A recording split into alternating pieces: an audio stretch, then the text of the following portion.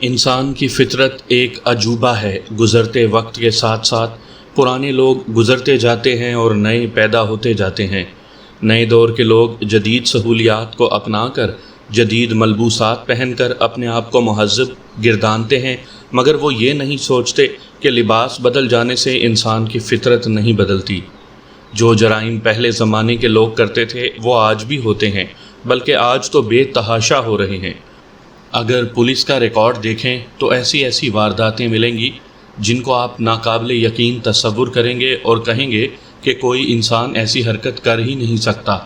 روپے، پیسے، جائیداد کا لالچ، محبت، رقابت، حسد اور حسین اور من چاہی عورت کے حصول کی خواہش بعض انسانوں پر کسی آسیب کی طرح سوار ہو جاتی ہے، اور اس آسیب کے زیر اثر انسان ایسی حرکتیں کر گزرتا ہے جو ہوش والے انسان کے لیے ناقابل یقین ہوتی ہیں۔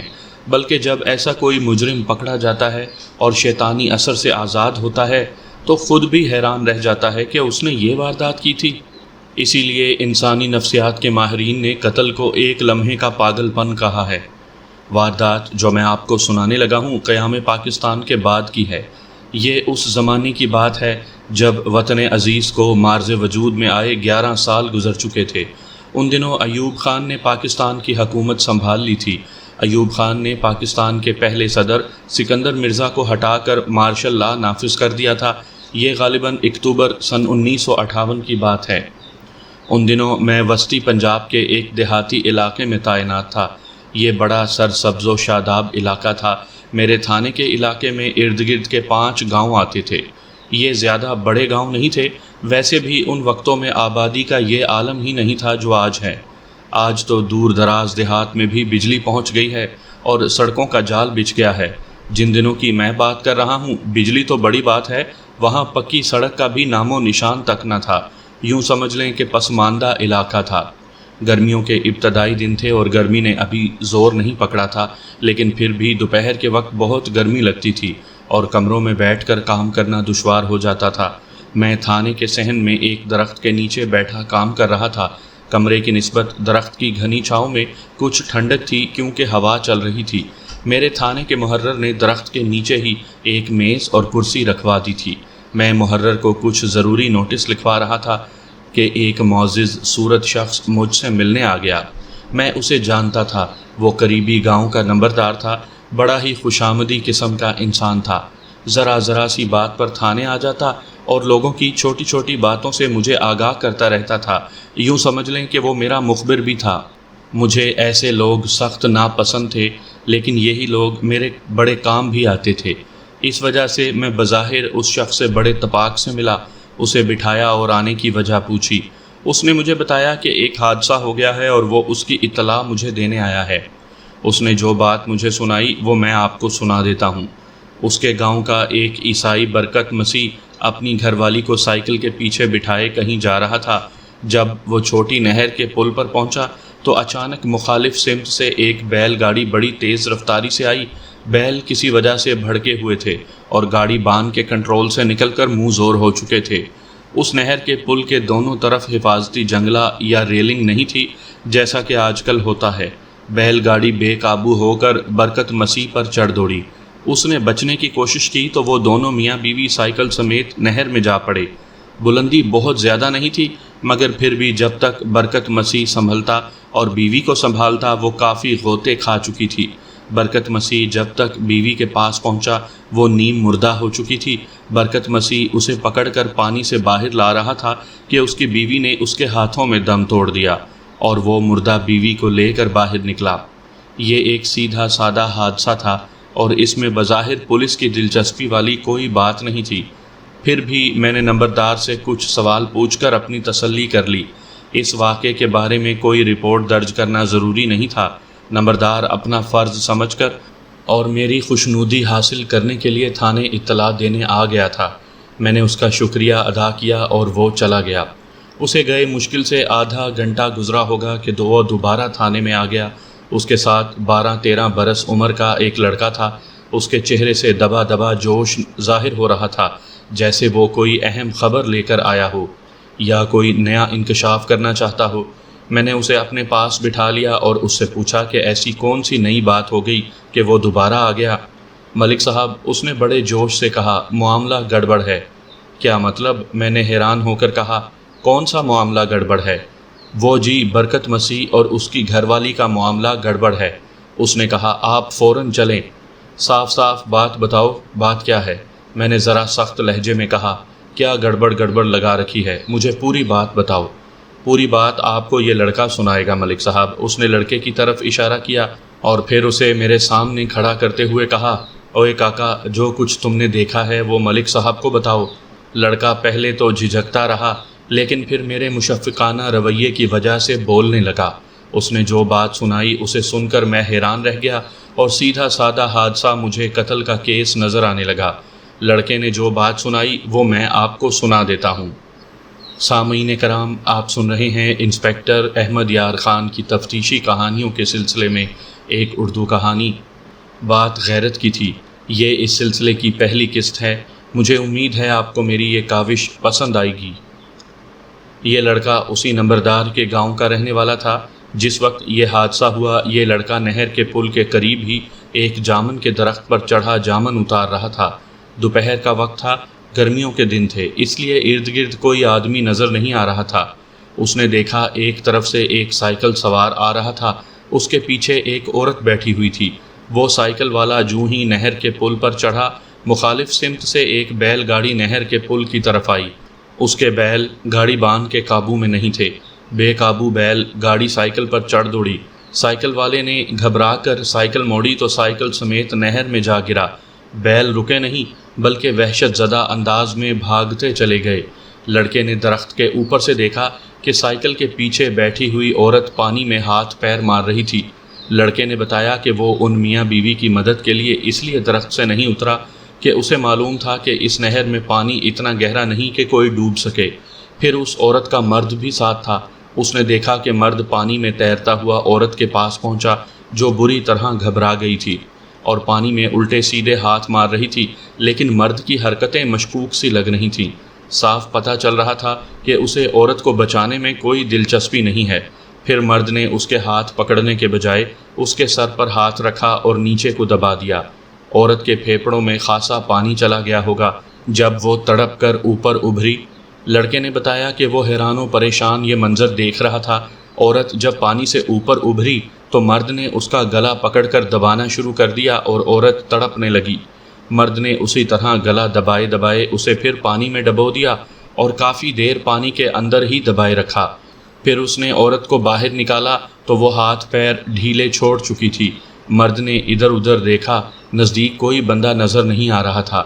دور کھیتوں میں کچھ کسان کام کر رہے تھے اور کچھ درختوں کے سائے میں بیٹھے تھے۔ اس نے پکار پکار کر ان کو بلانا شروع کر دیا۔ تھوڑی سی دیر میں 7-8 آدمی وہاں پہنچ گئے۔ یہ لڑکا بھی جامن کے درخت سے اتر کر ان کے ساتھ جا کھڑا ہوا۔ اس وقت تک مرد عورت کو کنارے پر لے آیا تھا۔ قریب جا کر پتہ چلا کہ وہ عورت مر چکی ہے۔ اس کا مرد لوگوں کو بتا رہا تھا کہ کس طرح بھڑکے ہوئے بیلوں کے ڈر کی وجہ سے وہ میاں بیوی نہر میں گر پڑے تھے اور اس کی بیوی ڈوب کر مر گئی۔ لوگوں نے اس سے افسوس کا اظہار کیا۔ ایک شخص نے جو غوطہ خوری جانتا تھا اس کی سائیکل ڈھونڈ کر نہر سے باہر نکال لی۔ پھر ایک آدمی اپنا ریڑھا لے آیا اور عورت کی لاش اس میں رکھ کر گاؤں چلے گئے۔ لڑکے نے بتایا کہ اس نے کسی کے ساتھ یہ بات نہیں کی کیونکہ وہ بہت زیادہ خوف زدہ تھا۔ اس نے اپنی آنکھوں سے ایک انسان کو دوسرے انسان کا قتل کرتے دیکھا تھا۔ وہ اتنا خوف زدہ ہوا کہ گاؤں جانے کے بجائے ادھر ادھر پھرتا رہا۔ جب نمبردار تھانے میں حادثے کی اطلاع مجھے دے کر جا رہا تھا تو راستے میں اس لڑکے کا اور نمبردار کا آمنا سامنا ہو گیا۔ لڑکے نے بہتر یہی سمجھا کہ ساری بات نمبردار کو بتا دے۔ نمبردار نے یہ بات سنی تو لڑکے کو لے کر انہی قدموں لوٹ کر تھانے آ گیا۔ میں نے جب ساری بات سنی تو مجھے واقعی معاملہ گڑبڑ نظر آنے لگا۔ میں نے نمبردار سے کچھ ضروری باتیں پوچھیں۔ میں نے اس سے پوچھا کہ یہ نہر اتنی گہری ہے کہ بندہ اس میں ڈوب جائے۔ نمبردار نے بتایا کہ یہ نہر عام نہروں سے ذرا چھوٹی ہے اور اس کی گہرائی بھی اتنی زیادہ نہیں کہ کوئی ڈوب کر مر جائے۔ نمبردار نے یہ بھی بتایا کہ پانی سے پل کی بلندی بھی اتنی نہیں کہ گرنے کی وجہ سے کوئی چوٹ لگے۔ اب یہ بات صاف تھی کہ برکت مسیح نے اپنی بیوی کو قتل کیا ہے۔ وجہ قتل معلوم کرنا ضروری تھا۔ میں نے نمبردار سے پوچھا کہ کیا اسے معلوم ہے کہ ان کے گھر لڑائی جھگڑا رہتا ہو یا کوئی اور وجہ ایسی ہو کہ برکت مسیح نے تنگ آ کر اپنی بیوی کو قتل کر دیا ہو؟ لڑائی جھگڑے کا تو سوال ہی پیدا نہیں ہوتا ملک جی، نمبردار نے کہا۔ وہ تو اپنی بیوی کا دیوانہ تھا، سارے گاؤں میں مشہور تھا کہ وہ بیوی کے بغیر نہیں رہ سکتا۔ کچھ لوگ تو اسے رن مرید بھی کہتے ہیں۔ اس کی بیوی تھی بھی اتنی خوبصورت کہ کوئی بھی اس کا خاوند ہوتا اس کا غلام بن کر ہی رہتا۔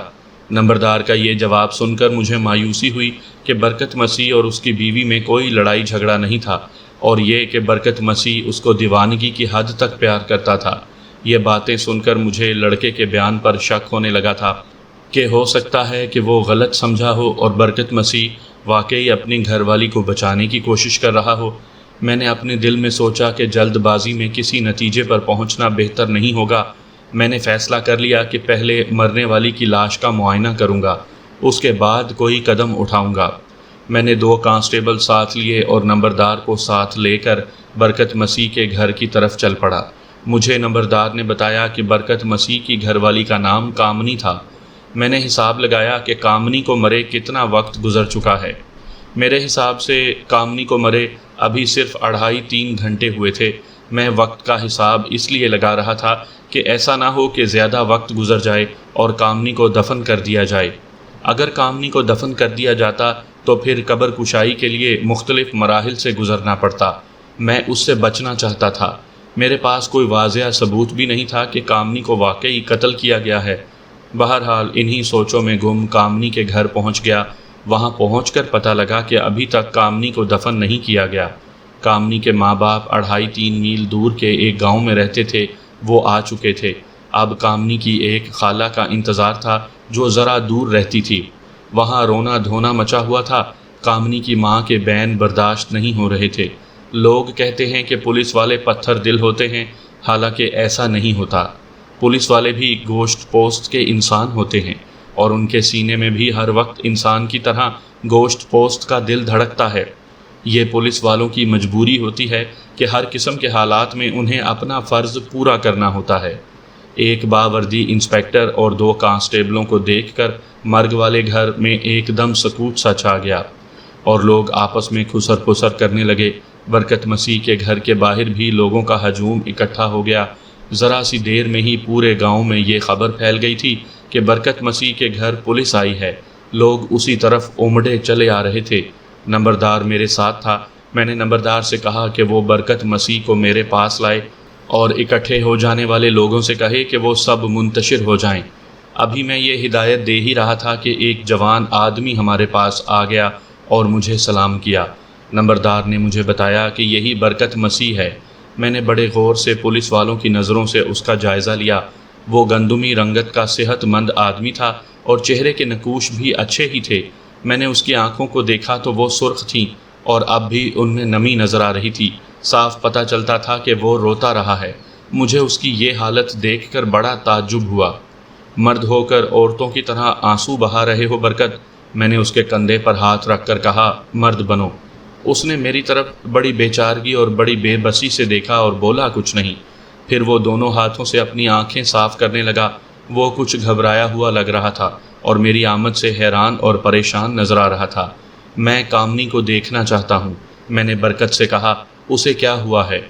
وہ نہر میں ڈوب کر مر گئی ہے حضور، برکت نے کہا، اور پھر اس نے مجھے وہ تمام حادثہ سنا دیا جو میں پہلے سنا چکا ہوں۔ میں نے اس سے کہا کہ میں لاش دیکھوں گا، پھر اس حادثے کی تصدیق کروں گا تاکہ کل کلاں کوئی نئی بات نہ نکل آئے۔ میں نے اسے یہ بھی بتایا کہ یہ محض قانونی کارروائی ہے، وہ پریشان نہ ہو۔ یہ سن کر اسے کچھ تسلی ہوئی۔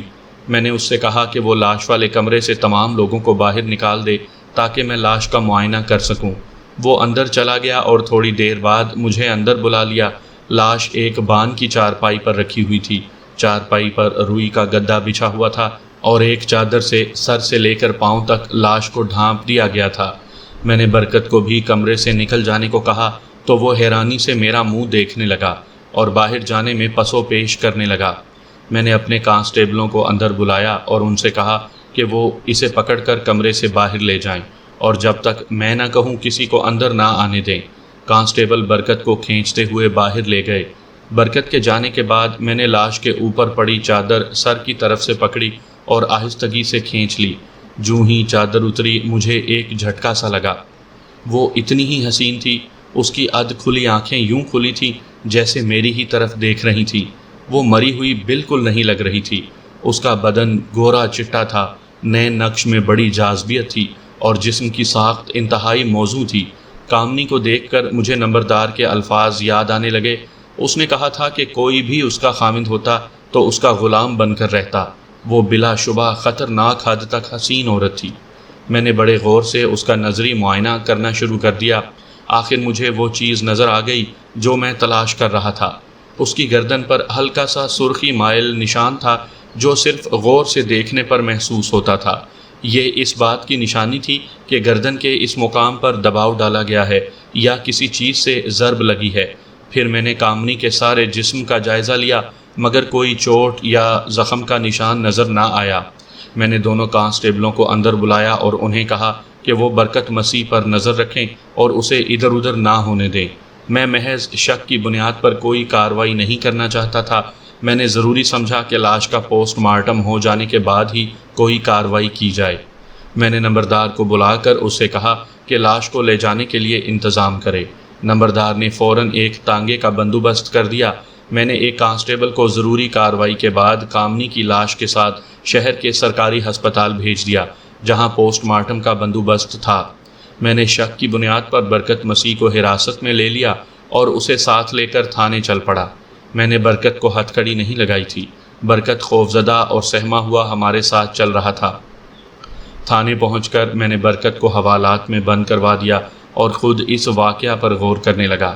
یہاں میں سننے والوں کو یہ بتانا ضروری سمجھتا ہوں کہ پوسٹ مارٹم کیوں ضروری ہوتا ہے اور اس کی کیا اہمیت ہے۔ پوسٹ مارٹم وہ واحد طریقہ ہے جس سے موت کے اصل سبب کا تعین کیا جا سکتا ہے اور یہ بھی معلوم کیا جا سکتا ہے کہ مرنے والا کس وقت اور کن حالات میں مرا تھا۔ پوسٹ مارٹم میں لاش کا پیٹ اور سینہ چیر کر معائنہ کیا جاتا ہے، کھوپڑی بھی کھول لی جاتی ہے اور ڈاکٹر اگر ضروری سمجھے تو اندرونی اعضاء کیمیائی تجزیے کے لیے نکال لیتا ہے۔ بعد میں لاش کا پیٹ اور کھوپڑی کو بند کر کے سی دیا جاتا ہے اور لاش وارثوں کے حوالے کر دی جاتی ہے۔ پوسٹ مارٹم رپورٹ کی عدالت میں خاص اہمیت ہوتی ہے۔ مثال کے طور پر استغاثہ یہ ثابت کرے کہ مقتول کو کلہاڑی کے وار کر کے مارا گیا ہے اور پوسٹ مارٹم رپورٹ میں یہ لکھا ہو کہ مقتول کے جسم پر چاقو کے زخم کے نشانات پائے گئے ہیں تو ملزم کو شک کا فائدہ بھی مل سکتا ہے۔ ڈوب کر مرنے والے انسان کو آکسیجن نہیں ملتی اور اس کا سانس بند ہو جاتا ہے۔ پانی میں گرنے سے اچانک خوف سے بھی دل کی حرکت بند ہو جاتی ہے اور دماغ کی وریدیں پھٹ جاتی ہیں۔ ڈوب کر مرنے والوں کی آنکھیں ادھ کھلی اور پتلیاں پھیلی ہوتی ہیں، زبان پھول جاتی ہے، ناک اور منہ سے جھاگ آنے لگ جاتی ہے، ہاتھ اور پاؤں کی جلد سکڑ جاتی ہے۔ پھیپھڑوں، معدے اور آنتوں میں پانی بھرنے کی وجہ سے یہ اعضاء پھول جاتے ہیں۔ پانی کے علاوہ ریت اور مٹی کے ذرات بھی ملتے ہیں جو اس بات کی تصدیق کرتے ہیں کہ مرنے والا ڈوب کر مرا ہے۔ میں نے کامنی کی لاش کا معائنہ کیا تھا تو مجھے ڈوب کر مر جانے والی تمام علامتیں واضح طور پر نظر آئیں جن سے ثابت ہوتا تھا کہ ڈوب جانے کی وجہ سے ہی مری ہے، لیکن اس لڑکے کا بیان اور گردن پر دباؤ کا نشان مجھے شک ڈال رہے تھے اور اسی شک کو بنیاد بنا کر میں نے کامنی کا پوسٹ مارٹم ضروری سمجھا تھا۔ اب مجھے پوسٹ مارٹم رپورٹ کا انتظار تھا اور اس کے بعد ہی میں نے کوئی کارروائی کرنی تھی۔ پوسٹ مارٹم رپورٹ اگلے دن شام کو ملنی تھی۔ میں تھانے کے دوسرے کاموں میں مصروف ہو گیا۔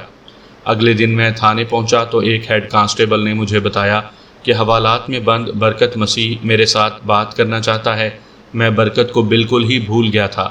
میں نے ہیڈ کانسٹیبل سے کہا کہ اسے میرے پاس لے آؤ۔ تھوڑی دیر بعد ہیڈ کانسٹیبل برکت کو لے کر آ گیا۔ میں نے برکت کی طرف دیکھا، وہ بڑے خراب حال میں تھا، اس کی آنکھیں سرخ ہو رہی تھیں۔ میرے خیال میں اسے حوالات میں نیند نہیں آئی ہوگی۔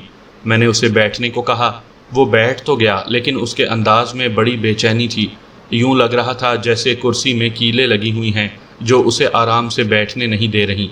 میں نے اس سے حال چال پوچھا اور کہا کہ وہ میرے ساتھ کیا بات کرنا چاہتا ہے۔ آپ نے مجھے یہاں کیوں بند کر رکھا ہے؟ اس نے رو دینے والے انداز میں کہا، میرا کیا قصور ہے؟ مجھے ایک شک ہے، میں نے کہا، اور اسی شک کی وجہ سے تم یہاں نظر آ رہے ہو۔ میرا شک دور ہو جائے گا تو تمہیں چھوڑ دوں گا۔ میری گھر والی مر گئی ہے سرکار، اس نے ہاتھ جوڑ کر کہا، اور آپ نے مجھے یہاں بند کر دیا ہے۔ ہم غریبوں سے کیا خطا ہو گئی ہے حضور۔ میں ابھی اس کے ساتھ اس قسم کی بات کرنا نہیں چاہتا تھا کہ مجھے شک ہے کہ اس نے اپنی گھر والی کو گلا گھونٹ کر مار ڈالا ہے۔ میں پہلے بتا چکا ہوں کہ ابھی تک مجھے صرف شک ہی تھا، اور اس شک کی بنیاد میں پہلے ہی بتا چکا ہوں۔ مجھے اب پوسٹ مارٹم رپورٹ کا انتظار تھا، اس لیے میں نے برکت سے کہا کہ ابھی اسے کچھ وقت اور حوالات میں رہنا ہوگا، اور مناسب وقت پر میں اسے بلا لوں گا۔ میں نے ہیڈ کانسٹیبل سے کہا کہ اسے حوالات میں بند کر دو اور کوئی تکلیف نہ ہونے پائے۔ شام کے 4-5 بجے کا وقت ہوگا جب ایک کانسٹیبل پوسٹ مارٹم رپورٹ لے کر آ گیا۔ میں نے بڑی بے چینی سے رپورٹ دیکھی۔ اس میں ڈاکٹر نے لکھا تھا کہ کامنی کی موت کی وجہ ڈوبنے اور سانس رک جانے کی وجہ سے ہوئی ہے۔ اس نے یہ بھی لکھا تھا کہ مرنے والی کے پھیپھڑوں، آنتوں اور معدے میں اتنی مقدار میں پانی نہیں پایا گیا جتنا عام طور پر ڈوب جانے والے لوگوں کے پھیپھڑوں، آنتوں اور معدے میں پایا جاتا ہے۔ اس کے علاوہ ڈاکٹر نے لکھا تھا کہ مرنے والی کے گلے پر دباؤ کے نشانات پائے گئے ہیں، جس سے ظاہر ہوتا ہے کہ مرنے والی کے گلے پر کوئی وزنی چیز لگی ہے یا پھر اس کا گلا دبا دیا گیا ہے۔ ایک اور اہم بات جو ڈاکٹر نے لکھی تھی وہ یہ تھی کہ مرنے والی حاملہ تھی اور یہ حمل 3 ماہ میں تھا۔ پوسٹ مارٹم رپورٹ دیکھنے کے بعد میرا شک یقین میں بدل گیا کہ برکت مسیح نے اپنی گھر والی کو نہر میں گرنے کے بعد گلا گھونٹ کر مار ڈالا ہے۔ اب مجھے اس لڑکے کے بیان پر یقین ہو گیا تھا کہ اس نے بالکل ٹھیک دیکھا تھا۔ میں نے اب برکت مسیح کو تفتیش کی چکی میں ڈالنے کا فیصلہ کر لیا۔ کامنی کی لاش پوسٹ مارٹم کے بعد آ گئی تھی۔ میں نے گاؤں میں اطلاع بھجوائی تو کامنی کا باپ اور اس کے 2 بھائی لاش وصول کرنے کے لیے آ گئے۔ میں نے ضروری کاغذی کارروائی کے بعد لاش ان کے حوالے کر دی۔ کامنی کے باپ نے اپنے داماد برکت کے متعلق پوچھا کہ اسے کیوں تھانے میں رکھا گیا ہے، تو میں نے اسے بتایا کہ مجھے شک ہے کہ کامنی کو اس کے خاوند نے قتل کیا ہے۔ یہ سن کر وہ بڑا حیران ہوا۔ کیا آپ کی بیٹی اپنے گھر میں خوش تھی؟ میں نے اس سے پوچھا۔ کبھی کوئی شکایت نہیں آئی سرکار، کامنی کے باپ نے کہا۔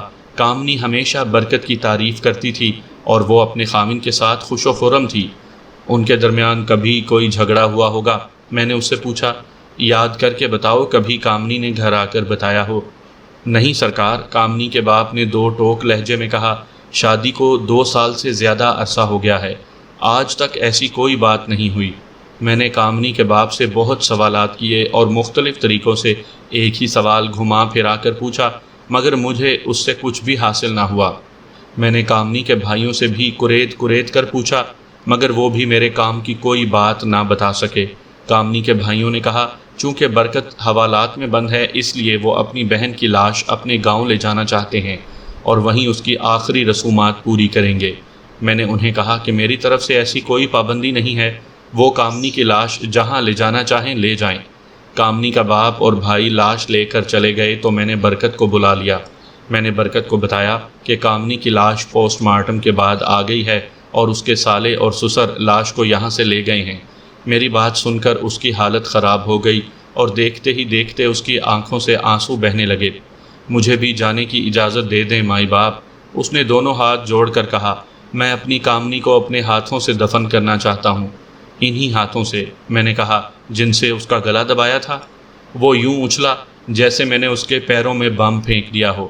اس کی آنکھیں ضرورت سے زیادہ کھل گئی تھیں اور رنگ ایسے پیلا پڑ گیا جیسے جسم کا سارا خون نچوڑ لیا گیا ہو۔ وہ اچھا بھلا صحت مند آدمی تھا، لیکن اس وقت اسے سردی لگے مریض کی طرح کانپ رہا تھا۔ اس نے کچھ بولنے کی کوشش کی لیکن بول نہ سکا، صرف منہ کھول کر رہ گیا۔ یہ آپ کیا کہہ رہے ہیں حضور؟ آخر اس نے بڑی مشکل سے خود کو سنبھال کر کہا، بھلا میں کامنی کو کیوں قتل کرتا؟ کامنی تو میری جان تھی اور اپنی جان کو کوئی قتل کرتا ہے؟ وجہ بھی تم ہی بتاؤ گے، میں نے کہا۔ نہیں بتاؤ گے تو میں خود معلوم کر لوں گا، آپ جس سے مرضی پوچھ لیں جی، اس نے کہا۔ ہم دونوں کا پیار سارے گاؤں میں مشہور ہے۔ اور پھر وہ کچھ سوچنے لگا اور پھر کہا، اور پھر وہ میرے بچے کی ماں بننے والی تھی، میں اپنی گھر والی کو اور ہونے والے بچے کو کیسے قتل کر سکتا ہوں حضور؟ اب برکت بڑے اعتماد سے بول رہا تھا اور اس پر جو گھبراہٹ طاری ہو گئی تھی وہ ختم ہو گئی تھی۔ اس نے جو کچھ کہا تھا وہ وزن رکھتا تھا، لیکن میرے ذہن میں عینی شاہد لڑکے کا بیان اور پوسٹ مارٹم رپورٹ تھی، اس لیے میں اس کی کسی دلیل سے متاثر نہیں ہو سکتا تھا۔ کامنی کے پوسٹ مارٹم کی رپورٹ آ گئی ہے، میں نے اس کی آنکھوں میں آنکھیں ڈال کر کہا۔ رپورٹ میں صاف طور پر لکھا ہے کہ مقتولہ کا گلا گھونٹا گیا ہے۔ میری نظریں اس کے چہرے اور آنکھوں پر جمی ہوئی تھیں اور میں اپنی بات کے خفیف سے رد عمل کو بھی بھانپ لینے کے لیے تیار تھا۔ میں نے دیکھا کہ برکت کے چہرے پر پریشانی کی ایک لہر سی آئی اور غائب ہو گئی، یوں جیسے گھور اندھیرے میں کوئی جگنو چمک کر بجھ جاتا ہے۔ وہ میری نظروں کی چبھن سے بچنے کے لیے آنکھیں تیزی سے جھپکنے لگا۔ اس کی گردن پر گھونٹنے کا نشان موجود ہے، میں نے کہا۔ صاف پتہ چلتا ہے کہ اس کا گلا گھونٹا گیا ہے۔ جب ہم نہر میں گرے تو سائیکل پر بیٹھے ہوئے تھے، اس نے کہا۔ سائیکل بھی ہمارے ساتھ ہی گری تھی، ہو سکتا ہے سائیکل کا کوئی حصہ اس کی گردن پر لگ گیا ہو اور اس کا نشان بھی بن گیا ہو۔ اس نے دلیل اچھی دی تھی، لیکن میرے پاس ابھی ترپ کا پتہ موجود تھا جس سے بازی پلٹ سکتی تھی۔ میں برکت کو جتنا سیدھا سادہ سمجھ رہا تھا وہ اس کے برعکس تیز اور چلتا پرزہ ثابت ہو رہا تھا۔ میں سمجھ گیا کہ یہ آسانی سے نہیں مانے گا۔ میں اس کے ساتھ کوئی رعایت نہیں کرنا چاہتا تھا۔ اپنے تجربے کی وجہ سے میں نے دیکھ لیا تھا کہ وہ جھوٹ بول رہا ہے اور بات کرتے وقت نظریں چرا لیتا ہے۔ تمہارے لیے بہتر یہی ہے کہ اقبالی بیان دے دو، میں نے اس سے کہا۔ اگر خود بیان دے دو گے تو میں تمہارے ساتھ کوئی رعایت کر دوں گا۔ اگر تم اقبالی بیان نہیں دینا چاہتے تو مجھے اس کی ضرورت بھی نہیں۔ میرے پاس موقع کا گواہ موجود ہے جس نے تمہیں کامنی کا گلا گھونٹتے اور اسے پانی میں ڈبوتے دیکھا تھا۔ میں نے اسے سارا واقعہ تفصیل سے سنایا کہ کس طرح ایک لڑکے نے اتفاقاً اسے قتل کرتے ہوئے دیکھ لیا تھا۔ پھر میں نے اس سے پوچھا، اب بولو کیا کہتے ہو؟ اب تو اس کی حالت خراب ہو گئی۔ وہ حیران اور پریشان سا میرے منہ کی طرف دیکھ رہا تھا۔ اس کی سمجھ میں نہیں آ رہا تھا کہ کیا کہے۔ میں اسے زیادہ سوچنے اور سنبھلنے کا موقع نہیں دینا چاہتا تھا۔ جلدی بولو، میں نے میز پر ہاتھ مار کر کہا۔ تم نے قتل کیا ہے، بولو ہاں یا نہ۔ نہیں حضور، اس نے جواب دیا، میں نے قتل نہیں کیا۔ لوگ مجھے رن مرید کہتے ہیں اور یہ بات سچ ہے۔ میں اتنی حسین بیوی کو کیوں قتل کرتا؟ اسی سوال کا جواب مجھے نہیں مل رہا، یعنی وجہ قتل۔ میں نے اسے بہت سے سوال کیے اور پھر گھما پھرا کر اگلوانے کی کوشش کی، لیکن وہ اسی بات پر اڑا رہا کہ یہ مان بھی لیا جائے کہ اس نے اپنی گھر والی کو قتل کیا ہے تو سوال پیدا ہوتا ہے کہ اسے کیا ضرورت پڑی تھی کہ اسے قتل کرتا۔ وہ شاید میری یہ کمزوری سمجھ گیا تھا اور اسی بات پر اڑ گیا تھا۔ میں نے اسے حوالات میں بند کر دیا۔ اب میں نے اپنے پولیس کے خاص ذرائع استعمال کرنے کا فیصلہ کر لیا تھا۔ یہ خاص ذرائع تھے مخبر، اور یہ مخبر پولیس کے باقاعدہ ملازم نہیں ہوتے، بلکہ اپنے اپنے مفاد کی خاطر اور تھوڑے بہت پیسوں کے لالچ میں علاقہ تھانے دار کی خوشنودی حاصل کرنے کے لیے مخبری کا کام کرتے ہیں۔ ان میں چھوٹے موٹے جرائم کرنے والے ہوتے ہیں جو تھانے دار سے رعایت حاصل کرتے ہیں۔ کبھی کبھار تھانے دار ان کے ہاتھ میں کچھ پیسے بھی تھما دیتے ہیں۔ مخبروں کی دوسری قسم معزز قسم کے لوگوں کی ہوتی ہے جو محض علاقہ تھانے دار کی خوشنودی حاصل کرنے کے لیے اور لوگوں پر روب داب رکھنے کے لیے مخبری کرتے ہیں اور علاقہ تھانے دار کو خوش رکھتے ہیں۔ میں نے نمبردار سمیت اپنے تمام مخبروں کو اس کام پر لگا دیا کہ وہ برکت مسیح اور مقتولہ کامنی کے بارے میں اندر کی تمام باتیں معلوم کر کے لائیں۔ دیہات میں کسی کی کوئی بات چھپی نہیں رہ سکتی۔ شام تک مخبروں نے مجھے خبریں پہنچانی شروع کر دیں، لیکن ان میں میرے کام کی کوئی خبر نہیں تھی۔ یہ دن بھی یوں ہی گزر گیا اور مجھے کوئی کامیابی حاصل نہ ہوئی۔